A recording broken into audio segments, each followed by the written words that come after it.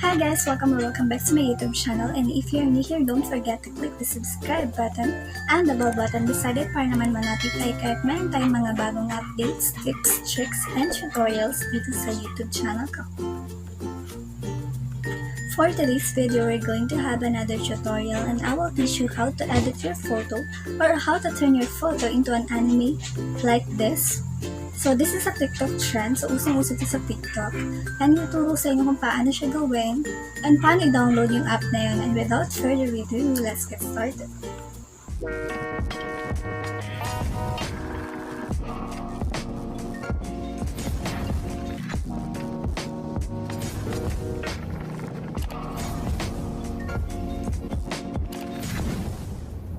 So, ang kailangan lang natin na app is itong cutout or clipping, the Chinese version of clipping.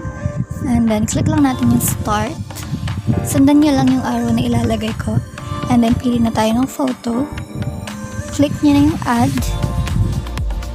And then, click nyo yung photo.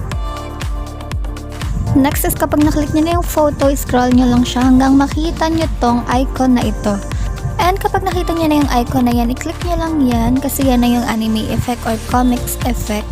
Then, click nyo na yung save para ma-save na siya. So, bali video to. Ang gagawin nyo na lang is screenshot nyo na lang siya. So, napakasimple lang naman nun. And then, hindi naman mababago yung quality niya. So, check na natin siya sa file manager. So, yan. Naka-video siya. So, ipopost ko siya and then screenshot. So, ganun lang kasimple. So, mag-share pa tayo ng iba. And by the way, kung gusto nyo palang maintindihan yung nakasulat dyan, di ba Chinese siya? Pwede nyo siyang matranslate sa English. Meron akong tutorial about doon. Siguro ilalagay ko na lang sa description box yung link ng video na yan or ng tutorial ko. And wala sa Play Store tong app na to. So ituturo ko naman sa inyo kung paano yung siya mada-download. And first step, check nyo muna yung description nitong video ko. Ilalagay ko doon yung link. And then i-open nyo siya or i-copy nyo siya sa browser.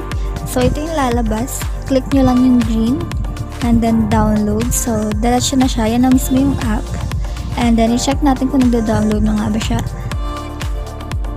And that is it for today's vlogs. So, ganun lang kasimple i-edit yung photo natin. In just one click lang. Pwede na natin siya gawing anime. By the way, meron din akong tutorial kung paano nyo naman mag-change yung language.